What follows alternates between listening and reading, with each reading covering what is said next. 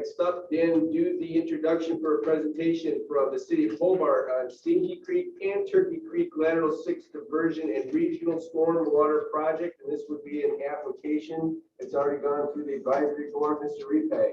That is correct, and you did a great introduction of it. And Phil Graylick will be here for the city of Hobart, and I'm sure he's brought several guests that will give us a presentation. He gave a presentation to the advisory board this past Thursday on this project. It's going back to a old friend of ours, Stinky Creek, but also now incorporating a little bit of Lateral 6. He will basically talk about how the water will be expedited down to Deep River as opposed to going through the many channels and diversions that it goes to currently. And I think he'll have plenty of numbers and pictures, as I said, that you really enjoy the pictures. So with that, Phil is logged in now, and so he'll be sharing the screen and enjoy the presentation. Well, thank you all for having us this evening. With me tonight, we have Councilman Chris Wells, who represents this particular district in the city of Hobart. The mayor is on his way, so hopefully he'll be here by the time I'm finished and can maybe give some closing remarks instead of introductory remarks. We also have Daryl Knipp and Max Freylander from Avonmarsh. Yeah.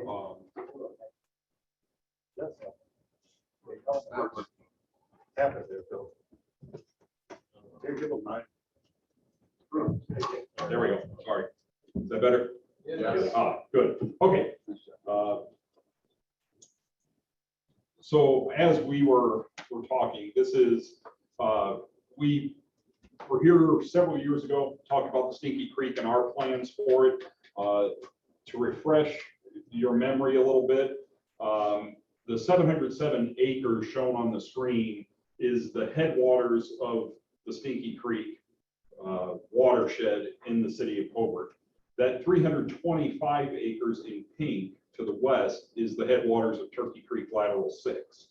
That flows under I-65 through part of Gary, then through Maryville, into Turkey Creek, back into Hobart, into Lake George, ultimately Deep River, and we'll talk about that route a little more in a moment.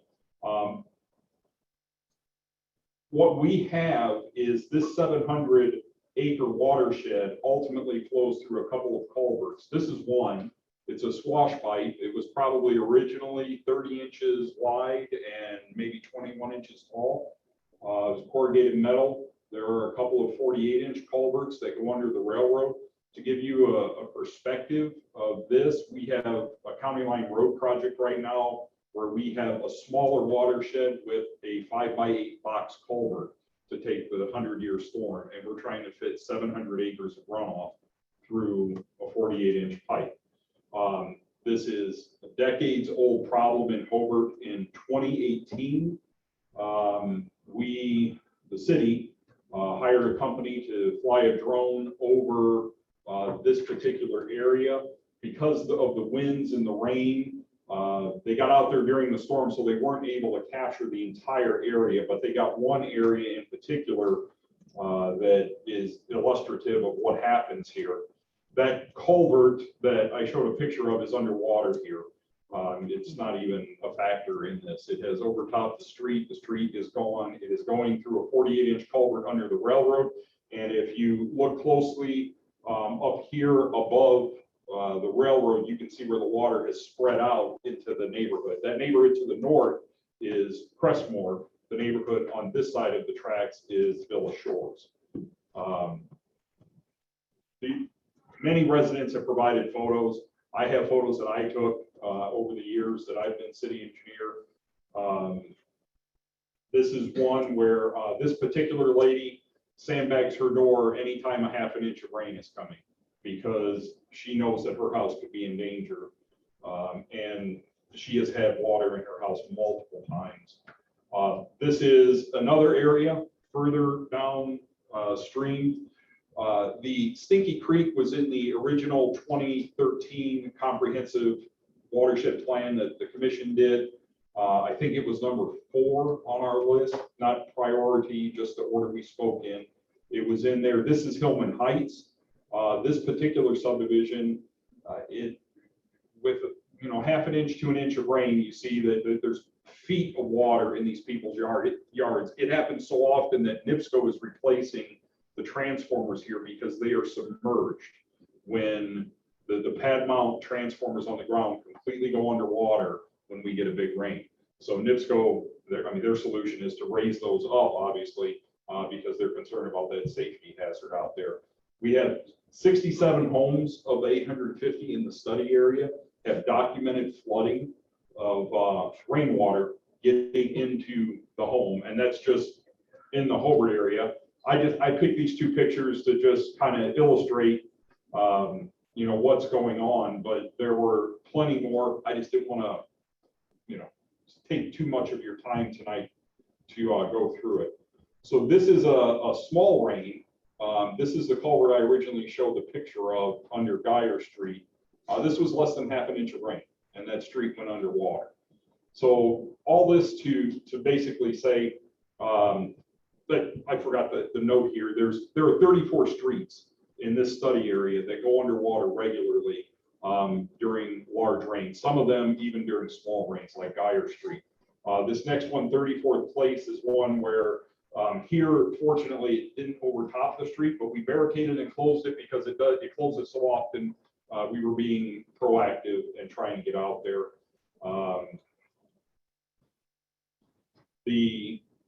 Our plan, when we updated our stormwater master plan in 2017, was to build a storm sewer network in this area. We were going to replace those culverts. We were going to upsize things. We were going to enclose the creek in a pipe and get it out of these people's backyards, so it's not flooding their houses and their garages. The total cost in our plan at that point was $7.5 million. And I put the numbers on here. Hillman Heights is the number 10.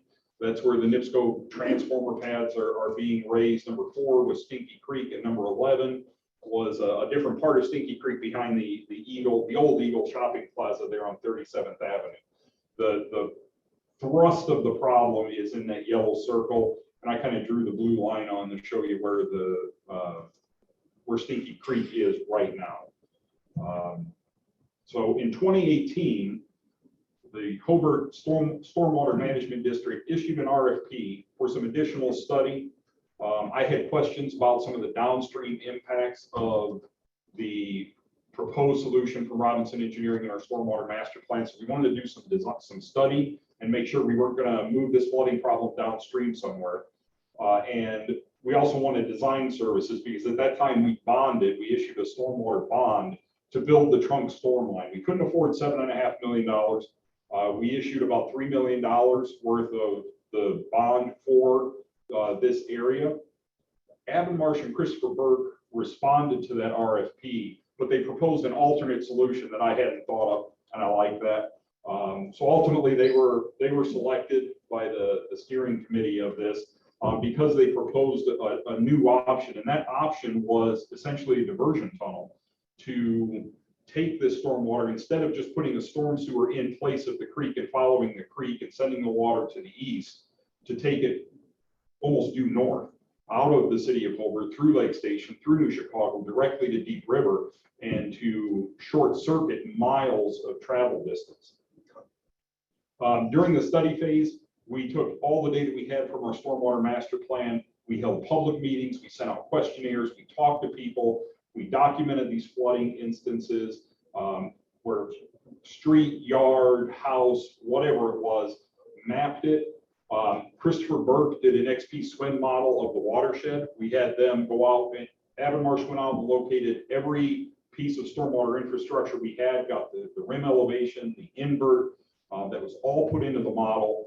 And the model actually shows very accurately, in my opinion, the main areas of concern. That the large red area here is the end of Geyer Street, and it is a huge inundation area. The NIPSCO transformer pads are down here at the south end of the Hillman Heights subdivision. This area here is a city park. Our fire station number 2 is right there. People, at times, we have to cancel softball games for days after rain because the outfield is ankle deep in water. This area over here, people have sump pumps in their crawl spaces. There's one house on Ridgelawn that has 4 sump pumps that run 24/7 just to keep their crawl space from filling up with water. So ultimately, after the initial study phase determined that the proposed route to the north was feasible, the idea came up in one of our meetings to look at Turkey Creek Lateral 6 because we thought we had enough fall to get the headwaters of that lateral to go north instead of through all the communities and back through Lake George. And it's one that this commission and the county have had to deal with. There are hundreds of beavers out there. There are just all kinds of problems. That Turkey Creek Lateral 6 in Hobart was number 14 on Hobart's list in the comprehensive watershed plan back in 2013. So what the study came back with was essentially two routes here. We went through multiple iterations. I think there were 4 alternates we considered different routing.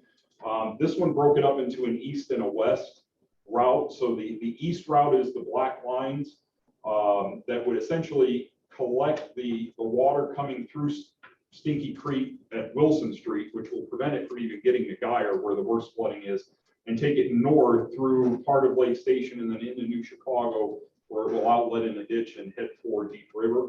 The blue line to the west is the Turkey Creek Lateral 6 reroute, if you will, and that will collect the water that otherwise is going to go into Gary, into Maryville, and then back into Hobart in the future. So right now, the model shows that it would be a 72-inch diversion pipe, and it would divert 33.1 million gallons from Deep River during a 100-year event and reduce that travel distance by over 5 miles just for Stinky Creek. The Turkey Creek Lateral 6 would divert 51.6 million gallons and cut a total distance of 19.4 miles off that travel time. Now that 51.6 million gallons is 1 foot of water over the entire surface of Lake George. So, even just ballparking what that is, it's probably 6 inches or so of the flood elevation that comes through Hobart in Lake George.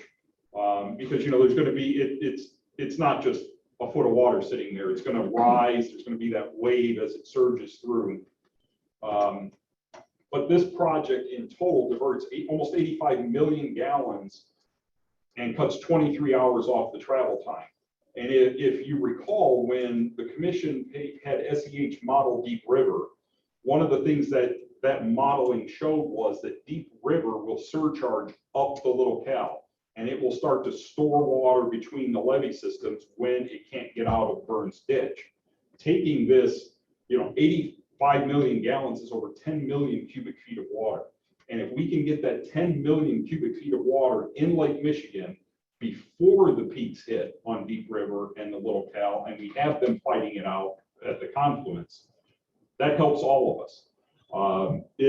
So we're here tonight because this has become a regional project that benefits this commission and all the communities that the levee system protects, because I believe it will lower the peak water elevation in there. It obviously benefits Hobart. It's going to give us an outlet that we can then do pay-as-you-go projects and send storm sewers down the side streets and collect this water. It benefits Lake County because it's going to remove a lot of water from Turkey Creek Lateral 6. That by itself benefits the town of Maryville and Gary. And I know Maryville's done a lot of work. It has a lot of detention in place along Turkey Creek Lateral 6. But if we can take this water off of them, the millions of gallons, it will just enhance what they've done. It's essentially equal to a 250 acre foot detention basin. And it benefits Lake Station in New Chicago because it'll give them a stormwater outlet for issues that they're having. So we're here tonight to ask the commission to partner with us on this project and to get the design of it completed at this point in time. We've already started, as I said, we already funded the study and did it and have gotten it to this point where we have some alternatives and we have some cost estimates that are in the application that we turned in. But we believe this is a project that honestly, we can't do this without the commission's participation. So without help, we're essentially back to our 2017 plan of storm sewers through the neighborhoods, and we lose the opportunity to shave some of this peak flow off. So, any questions? Man, thank you, gentlemen.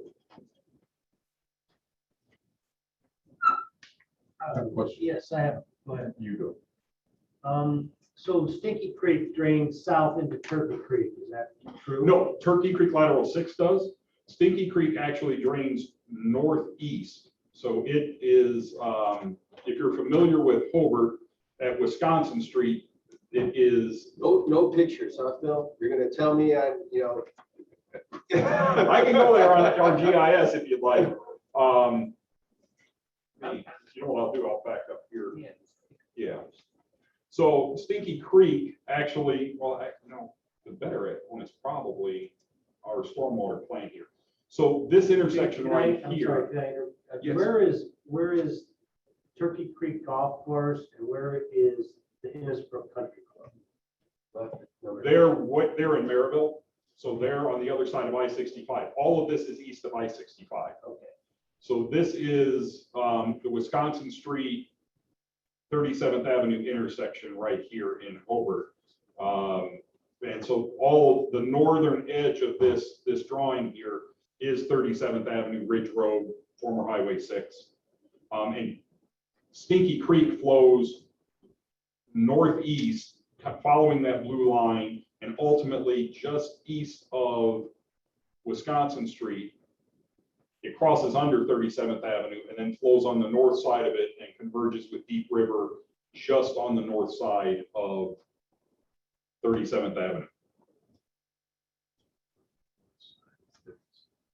Right, and then all that water flows through Deep River and through Lake Station, and it makes the long loop to the north. I have a question. Yes, sir. Thank you, Mr. Chairman. The benefits effectively are 67 homes and 34, other than the regional benefits that you described, 67 homes and 34 roadways, correct?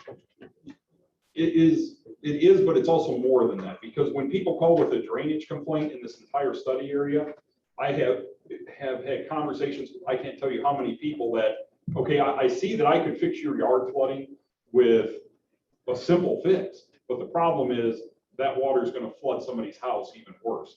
So while we have those 67 homes, there are so many yard flooding problems in this area that honestly we're using as detention, because we can't let that water go.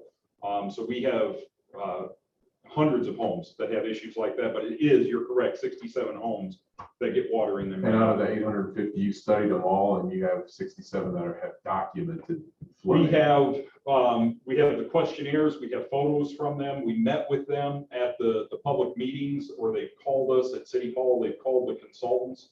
There could be more. Those are just the ones Okay. that That was we kind of know the of. essence of the question. Have you know for a fact that none of the other 700 odd or whatever, 80 something, don't have? We can't say that for sure.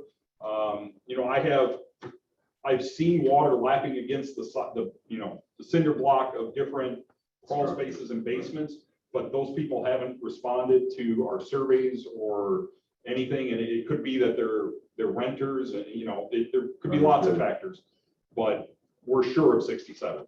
Thank you. Also, in the attachment 4, I think this is Avamarsh, this is the benefit or cost benefit ratio. It says that 21 residential structures, average property value of 200,000 is the projected benefit of 4.2 million. I had a question about how you came up with that. Like $200,000 is probably the entire property value. Are you saying those structures are going to be either totally demolished, or I didn't understand how you came up with that number? I think one of the proposals, one of the feedback we got, honestly, from this commission last time we were here was, well, what if we just bought the homes? What if we just bought the 4 homes at the end of Geyer Street and raised them? Is it worth spending $3 million for those 4 homes? And I think that's where that logic came from, that potential purchases? Correct, yeah. Okay. All right. I have another final question for me. Yeah, that, Okay. I mean, we know where we live, Lake County, south of Lake Michigan. A lot of low-lying areas, you know, East Erie, Lake Station. It's a swamp. Over, it's a swamp. How much are we fighting nature? I mean, I think about the topography of our area. I mean, and I kind of like the tunnel idea because whatever the topography is, you're going under it, right? So how much are we fighting nature with what we're trying to do versus other options? I mean, it sounds like you had some options or an idea and then Burke and Avon Marsh. Adam Marsh came up with it. They're engineers, they're gonna wanna engineer, come on. That's what we do. Well, the striking thing of this is that these are the headwaters of 4 different sub-watersheds right here. This is the hilltop that we're having this problem on. We have 17 feet of fall from this area to Deep River if we go north. Okay. And so by doing this, we're gonna short circuit it. If I've gone back and looked at Google Earth history and, you know, other historic photos, and you can clearly see Stinky Creek 50 years ago. You can't find it today. It's just, there are parts of it that are gone. I actually accidentally drove into it. I could pull the photo up where I was driving the NIPSCO right-of-way through this area and didn't even see it coming. It looked like it was flat, and I buried the front end of my truck up to the axles and had to have a backhoe from Public Works come pull me out because it is that sedimented in. Mhm. But it's organic, so it couldn't hold, you know, my truck. And I think what we have here is we have a hilltop that has at least 70 years of a lack of maintenance in the ditches. And rather than try to reestablish those ditches, because there are some nature projects that have happened, some green infrastructure, some prairies, the DNR has property in this area. Rather than trying to reestablish all that through those areas, by doing this, we get a positive drainage outlet from the hilltop to the river in a much easier to maintain manner. Yeah, I guess that's the challenge is the maintenance long-term because Yes. naturally you would just reestablish the creeks, the ditches, right? Because that's how that's how the water wants to flow anyway. Mhm. And there's going to be more and more impetus on communities all over the country and world really to do just that. But that's a sidebar. Anyway. Anybody you. else? Is that it? Mr. Chairman, I've got a question. Go ahead. Phil, I heard you mention other communities. The proposal is really just focused on Hobart, and I'm sure the communities of Lake Station and New Chicago also experienced some flooding in regards to Stinky Creek. What is their participation in this proposal? The only one we've talked to about participation was Lake County. And that was part of the thinking here as we broke down the east and the west lakes. We tried to make it, one of the factors that led us to go with this is there's almost a clear county lake for lateral 6 and a clear Hobart Lake for Stinky Creek. I honestly, we're not expecting any financial participation from New Chicago or Lake Station. I know they have issues, but How about the participation is the image that you have up now? I can actually see the community boundaries, and it looks like those 2 projects merge along the NIPSCO power line or utility corridor, and it dumps into an open ditch. yes. Which then dumps into Deep River. Mhm. So, but in order for your community to get the water there needs to be projects on the ground in New Chicago and Lake Station. So Correct. I'd be interested to know what their intent would be or participation, because without that community, you just dump the water into a new community. Right, we have their support. Okay. We've reached out to them, but not, you know, they've made it clear that financially they're not going to be able to. You have their moral support. Pretty much, yeah, that's where we are. So, and that's another reason we're here, because this is a multi-municipality project, and it's something that the commission is geared for. I don't mind leading the project and, you know, managing it, seeing it through. we're happy to do that, but having your backing, your gravitas, your participation would help us. Have they What about- expressed, Go ahead, go ahead. has the other communities expressed any issues similar to the 64 out of the 800 something that you've identified? Have they identified any issues with whether it's what was the 48 inch on figure 8, I think it was, the culvert? Do they have issues with culverts sort of backing up or? They have issues. I don't know their specific ones. Lake Station has Structure Point doing a stormwater master plan similar to what we did right now. So we've been in communication with Structure Point about that, but I don't have any data from them to say exactly what problems this would fix in either of them. I don't think they're that far along. Okay, I think that that would be very helpful because you know, I kind of had questions that from the last time that I think you answered in this presentation regarding the pictures and the number of homes that were impacted by it. I kind of was looking for some of the, like the 48 inch that was on, can you go back to figure 8? When you showed the picture of the 2 culverts in the yard? I think that was one of them. Yeah, I think it's back here. That one previous. This picture of the That, culvert? you got a label figure 8 on here. It's not that one. I think it must have been the first one that you brought up on there. Okay. Is it the application? Yeah. So- Yeah, it's in the application. Actually, you got a label figure 5. And there's another one on figure 8 as well.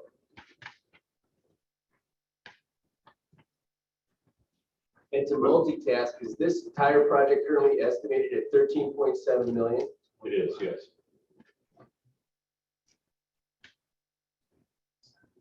And we have discussed ways of possibly doing that in phases, you know, perhaps doing Stinky Creek, that phase first, getting it in the ground, getting it operational. I mean, obviously, that's the one Hobart is the most interested in, and then following on with the Turkey Creek Lateral 6 work. You know, as a follow-on project, it could be, you know, even if we did it all at once, it's a multi-year project. But I don't know if any contractor that would try to build this in one season. What's the existing routine maintenance, I guess, that's my question, that you do on your culverts? We clean them, we inspect them and clean them. Okay, You know, that photo I took today, we're gonna have to get out there and remove. There's a chunk of asphalt that is somehow there now. So we're gonna have to get that opened up. And I texted our foreman in that department this evening about it. okay. And I'm just thinking from sort of a, you know, meantime between failure, how often the frequency of the accumulation, and all those things that are associated with causing perhaps the backup, their frequency of removing sediment or the frequency of removing, whether it's whatever this blockage is, just that you identified. Yeah, our goal would be to clean them every 5 years. Is our for a culvert or a storm sewer. Catch basins, BMPs, you know, our hydrodynamic separators, we do every 2 years right now, Okay, at a minimum. But, you know. But that's a somewhere- deep cleaning. That's not just the Yeah. guys that are just doing eyeballs on the projects and just take a look at them as they're going by. Because, you know, there are beavers in that area, trash gets in Right. there and stuff Oh, happens. Yeah, and before every storm, we send our guys out because, you know, they're looking for leaves on the catch basins and debris that could be plugging things and trying to get it out of the way before that storm comes. And, you know, inevitably, we don't get it all, and we get those calls about how my yard's flooded. And it's just because the leaves plugged up the beehive. So. It's everywhere, though. It is, yeah. And it behooves us, though, to get out there and try to get that done. So the drive-bys happen almost on a per storm basis. If we see there's, you know, the remnants of a hurricane coming, we're scrambling for a day or two trying to get ahead of it. I'm sorry, Mr. Chairman, I do have a couple other questions. You good? Absolutely. Okay. I think at the very beginning, you said the headwaters for Stinky Creek was 700 some acres and 300 and something for lateral 6. Yes, 707. Is there a topography difference, significant difference? Because I think you said you're going to move 33 million gallons of water in the Stinky Creek. It sounds like 2 separate projects. I guess I'm trying to get my head around. But then 51 million gallons for the lateral 6, even though it's half the area. Trying to make sure I understand how that works. Mhm. Those are true statements, right? Yeah, they are, and that is what we have here.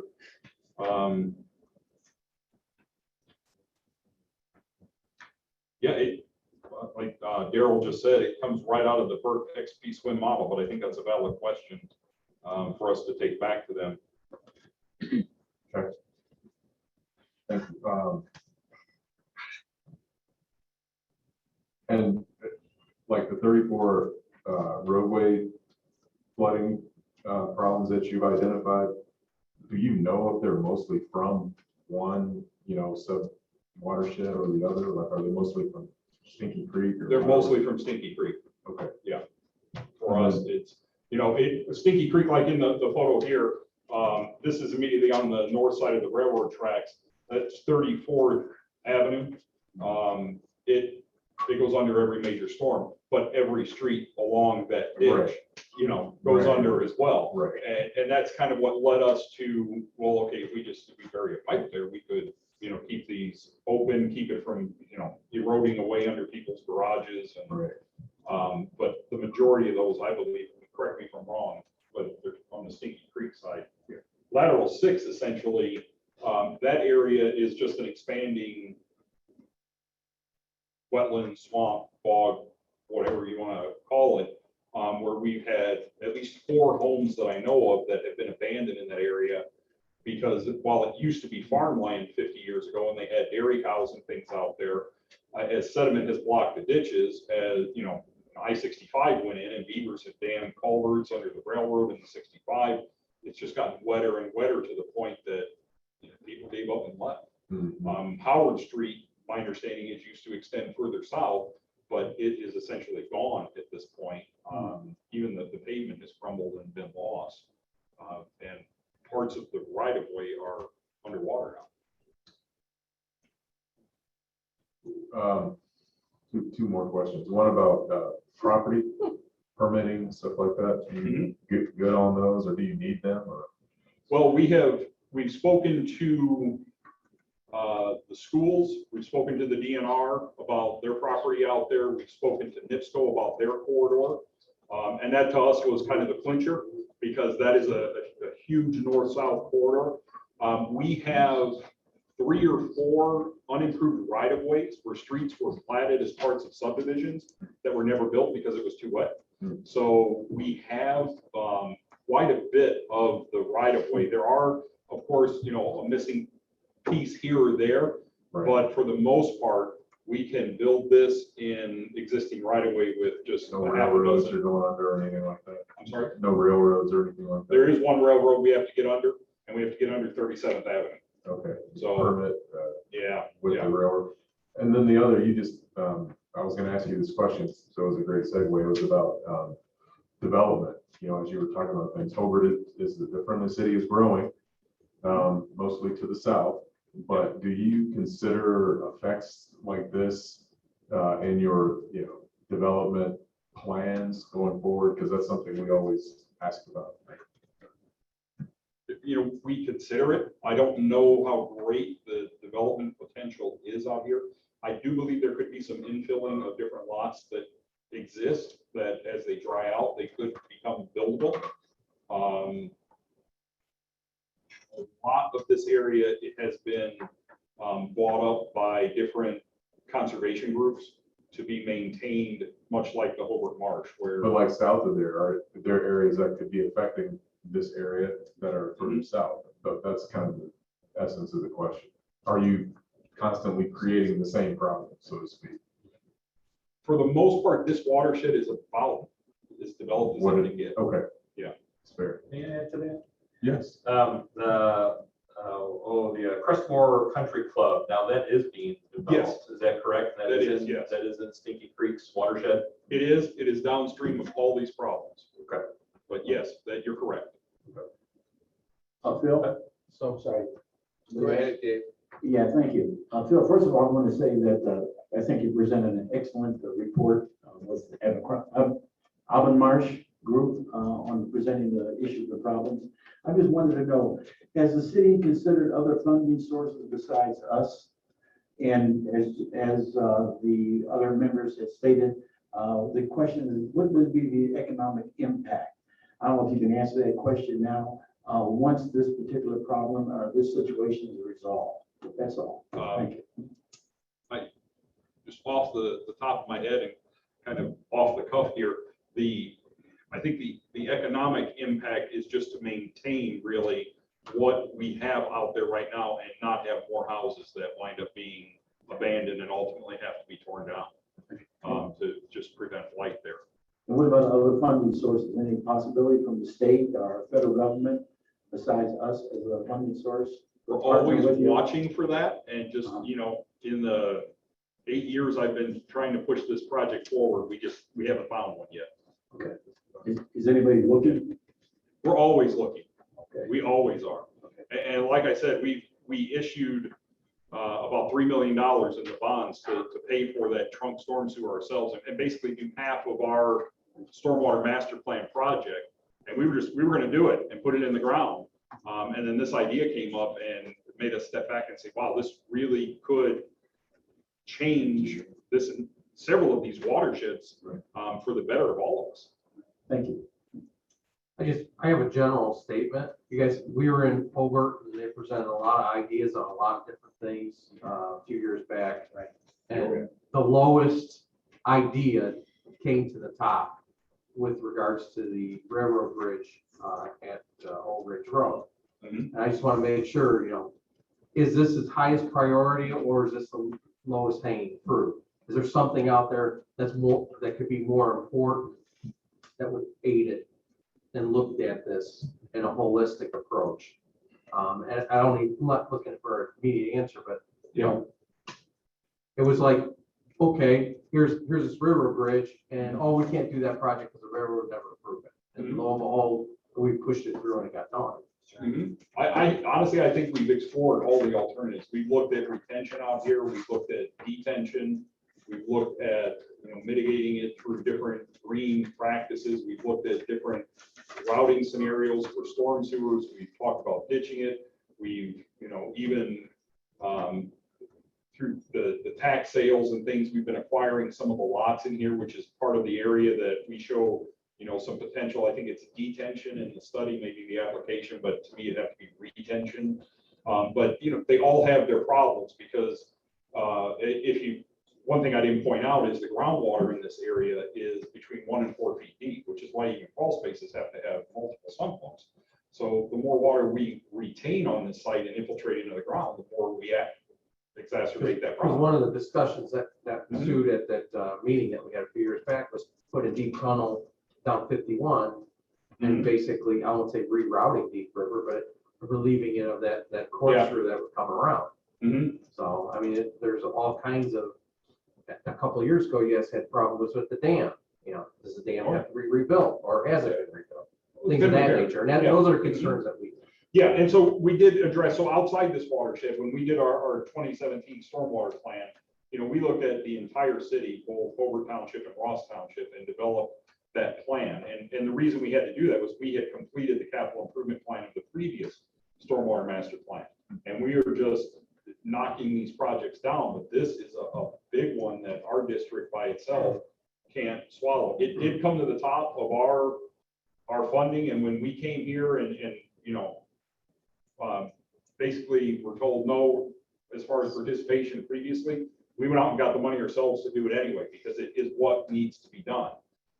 And now this opportunity, kind of like the railroad bridge, where, you know, if we just thought bigger, we could have seen that. And I think that alternate from Avonmarsh and Christopher Burt was that moment where someone was thinking bigger and thinking, hey, you know, don't just think inside Hobart how you're going to route this storm sewer. You could go through New Chicago and Lake Station and really do something extraordinary, but we can't do it alone. All right, hold on a second, Mr. Grillick. Mayor, thank you for coming. Would you like to speak on this behalf, sir? If you would afford me a couple of minutes, I would love to. Absolutely. Sorry it took me so long. That's all right. Councilman Wells is here also, that is the council for the area that we've been talking about. You know, the one reoccurring theme that I get when the board is addressing this is the regional impact, not just the impact of Hobart, but how does it affect Lake Station, New Chicago, unincorporated Lake County? And this truly is a regional impact. You know, I sometimes, I don't know if we're blessed or cursed that the city of Hobart, you know, has so much water that we have to address coming into our community and then going out of our community to get back to Lake Michigan. So I appreciate this board's serious deliberation of this, and the questions you ask are on point. And I think Phil did a pretty good job of addressing some of the questions that have been presented by the board. I just appreciate the board willing to take this under consideration. The railroad bridge has been a tremendous impact in getting water out of Lake George. And so kudos to this board for having that vision and having the knowledge to know that that was going to be a tremendous help. And this would be also the Stinky Creek. Every time we get a serious rain, I know the calls I'm going to get, and I know now the councilman gets along with me. And so anything that we can do to work, and I know there was asked about other funding initiatives.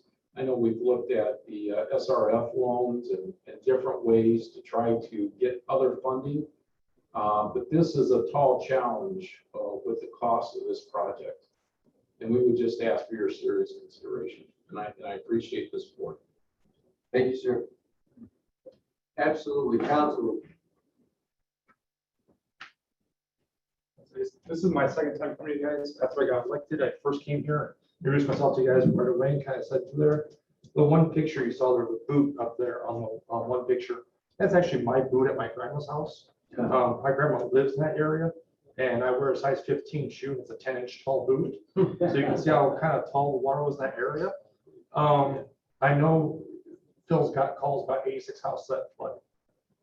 The first check I got from being a councilman, I went out and bought a sump pump and 150-foot hose.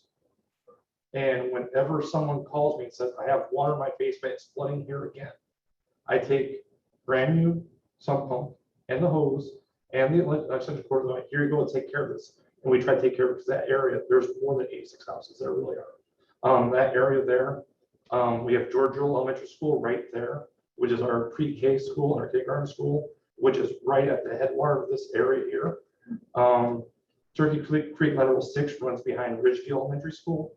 And of course, the cemetery over there, and that is flooding too, and Brown Street floods there. I live at the intersection of Lateral 6 and Stinky Creek. So I get it from both sides. And my sump pump has been replaced 6 times in the last 8 years. I buy the lifetime warranty one because the water just comes in constantly. My sump pump is running today. And we're in a drought. But my sump pump is running today. And that's just one of the spots we look at where this area suffers greatly. And I have newspaper clippings from 1997 of the lady who's the first house you saw where she had about her yard there about her being flooded dead. And it just keeps going on and on. And it's something that we really need help with is in that area. And I probably call Phil the most to anybody because I keep on getting a feel like, when we get this in, when we get this in. So anything you guys can do to help us would be great because there are, in that area right there where this house is at, there's 300 some houses in that area that I know go through flooding. The street that goes in front of my grandma's house looks like she lives in Venice when we have an inch of rain. So when that happens, you can take a boat down our street. And all until this area here gets cleared out because those 48-inch culverts are not enough to cover it. And this is going back, Councilman, to the late 90s. Yeah, it goes back, and it keeps like it's just got worse and worse as time goes on. As Phil was saying, as more houses, more hard surface. And then when you have the natural sediment come through there, but looking at this, because this water goes out here, goes down 6 towards the Strachan Till on 51 there. That water goes all the way out there and turns. If we can take it straight north and hit the river past there, we're gonna save all that land at Lake Station as well. So it's gonna bypass a bunch of areas that are low land already. So it's gonna help my area immensely.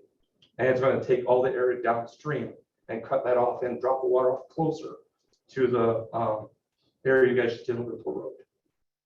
And that's gonna be so much better for everyone. So again, appreciate your guys' time. Thank you. Thank you. I had a question. We went back, you're dumping this, let me start again. Theoretically, this is going straight north into Deep River. Where will that access Deep River and what impact will it have as it goes directly straight in as opposed to meandering? It will go into an existing ditch here along the NIPSCO right of way. So from here, there's an existing ditch that travels all the way up here and hits. Deep And that's River. open ditch? Yes, it is. So this is going to take it from how it's set up now and going to an existing open ditch, and then that open ditch is going to access the Deep River right there at the bow, for lack of a better Correct. Yes. description. And then has a study been done as it relates to how much water would go through that and how that would impact that section? Because then that's just, for me, I'm thinking, are we pushing too much water straight into Deep River to get to the confluence quicker? And how will that impact the challenges that we already have, as you know, and are well aware at that location? Because we're really trying to focus on that because that's the intersection of the Foreman and I-65. Yes. And that gets everything out. And then as that gets more and more congested, obviously it backs up everywhere. So Exactly. and has that been part of the analysis? It has, and that's what we believe the benefit of this project is. All this water, this 10 million cubic feet, will be through that confluence, through that area. It'll be out in Lake Michigan before that problem manifests itself when the peaks of the Little Cal and Deep River are fighting to get into Burns Ditch. So the pitching goes first and it gets out there quicker. Exactly. So by diverting this water and circumventing that 20-mile course, we get this water out of here and into Lake Michigan, and the river can handle it because it handles the peak. This is minuscule compared to what the peak flows of Deep River are. So it's not going to overtax the Deep River or Burns Ditch. It's just going to give it a new, smaller amplitude wave that's going to go downstream and get out into Lake Michigan before the two peak flow waves try to converge together right there at the border. And then my next question was, it's interesting because we've seen a lot of engineering studies. What's so special about this one that's $1 million? Well, this is the study Is that's it, already in there that we've already paid is for. it the design? This is the design. So is it the design just for the ditch thing we talked about, or is it for all of the other street work that would have to be done as a part of auxiliary work? It is the design of essentially what's on the screen right now, the blue and the black line. It would be the permitting for that, dealing with the railroad, the Corps, everybody's going to want to permit. Throw NIPSCO in there, make it a Yeah. lot of fun. Oh, yeah. Well, and we will. They're gonna have to be a part of this, but it is essentially just what you see in the blue and black there. That still leaves Hobart with probably $7 to $10 million of pay-as-you-go projects. This is gonna give us an outlet, but then we're gonna have to go street by street by street through this entire neighborhood to, basically puddle pop. We're gonna have to get all these puddles and get them into the system. And that, while we have a very good, I believe, stormwater master plan, when this is in the ground, we've got to redo it, because then we've got to prioritize, okay, which of those streets go in what order? And how do we budget for that? How do we allocate for that? So while I know we're asking, if you look at this, we're not just asking for design. You're not naive, I'm not either, that we'll come back and ask for assistance with the construction. But it's still leaving us. You would help us have an outlet where we could fix these problems, but then we're still going to spend the next 20 or 30 years fixing these problems. And to your point, Chairman, about the more houses and more impervious surfaces, there really has not been any development in this area in 30 years. It is far too wet. It has been for a long, long time. That's To the actually nineties though, develop. that's what's scary. I know. I know. I mean, think about it. I think when the eighties were, right? But so this is, to me, this is more of a, nature kind of taking this area back is what's happening. And it's the ditch is being plugged with sediment. I think there's only been one development that I can think of since even in the nineties, in that area, maybe 20 houses. So as long as we're on that topic, can you go back to your slide that shows the two major scopes of work, the Turkey Creek west side and then the black, that's the blue system? Yes. So, This so one I'm looking at Google Earth and I'm looking at this, let's just start at Liverpool Road. Okay, with the, here. Yes.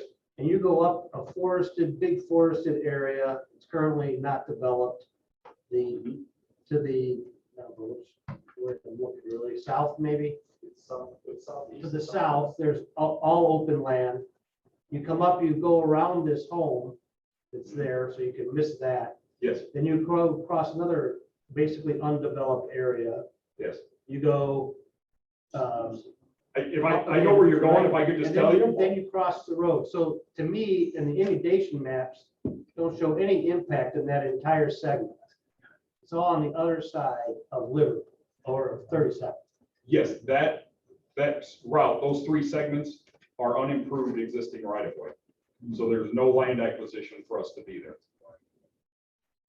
So, but what necessitates that to begin with? It's a financial and schedule consideration, and if there's a better way when we get into design of this thing to do it, we're open to that. Well, but I'm saying there's nothing that's there that needs to be drained. Why? There's no houses there. There's nothing there. Why are we building this 7,000 foot of sewer if there's nothing that feeds into it? On the blue line. Correct. So the marsh area there in the lower left corner of the screen is essentially the headwaters of lateral 6. And so we're getting there to a point where we can put a standpipe or some other kind of device in that will let the water in. So we're going to daylight there. And then, so we just need to get from that low point as far as we can get into lateral 6 to divert more water. And in looking at the map, if I could go back to a previous point of what the disparity is of the extra water, some of the water that goes into the blue pipe is in the Stinky Creek watershed. Because it is, while the black pipe is sort of in the center of it, the side projects of the blue pipe down Ridge Lawn, down 38th Place, those neighborhoods, 39th, are going to pick it up and take it out of that pipe. So that figure really is the black line versus the blue line. It's not necessarily watershed. So I think maybe there's a mislabeling there rather than a discrepancy in the model. Okay, but, so you're saying that feeds the problem. The blue is going to replace slow-moving water that floods the neighborhood. Well, the blue is actually taking water that wants to flow west right now into Gary and Maryville and taking it northeast. So that is the huge modification. The black line is just taking water that naturally wants to go that way and getting it there faster and getting it through the system and into a new point in Deep River. But the blue line is actually bucking the grade once you get south of Old Ridge Road, which is that diagonal road there where we're going around the house. And that issue right in there. So at some point, that land is starting to fall off to the west toward I-65, but our pipe has to keep coming up because we need gravity to pull it to the north. And wherever we come out of the ground, right now, the study shows we come out of the ground about right there. Right? Any other questions? Next question. Yes, sir. You had said earlier that if you had to choose one, you would choose the Stinky Creek project. In the construction cost, is the ditch factored into the one item then, if that was your only construction project moving forward? the ditch where it dumps into and then goes into Deep River. Is that factored into the construction cost with that? I'd have to go back and look and see exactly how that was broken down. From what's on the drawing, I believe the black project could be standalone. Because that north-south, the very northern piece of this is part of that black. So I believe it's in the cost estimate of Stinky Creek. And like I said, lateral 6, that idea came kind of midstream. It was in a conversation that, we were having as a progress meeting that, it happened to coincide with some work that I think the commission did out in that area with the county, with the beavers and all that. And it was like, well, wouldn't it be nice if we could just not have to mess with that anymore and send the water the other way? And so I believe we had an amendment to the contract for the study because there were extra costs for us to go back and see if that's even feasible. So it is the add-on. Yes, sir. Can you do me a favor, and when you guys get a chance, can you overlay what is conservancy or already set aside land protected habitat Mhm. with the existing new proposed systems? Yes, I believe we already have that in the study. I know we mapped out, the existing, the known wetlands and things like that. So we did some of that and tried to avoid those areas as best we could. But I want to know on the map, what is frozen in time for conservation? We can do that. Dan, do you have a copy of this study? This study that they're referring to, I don't think so. I don't If think you you really made you it could part of share that. that with us, that would be Absolutely. outstanding. Be happy to. Any other questions? That was well done, sir. Thank you very much.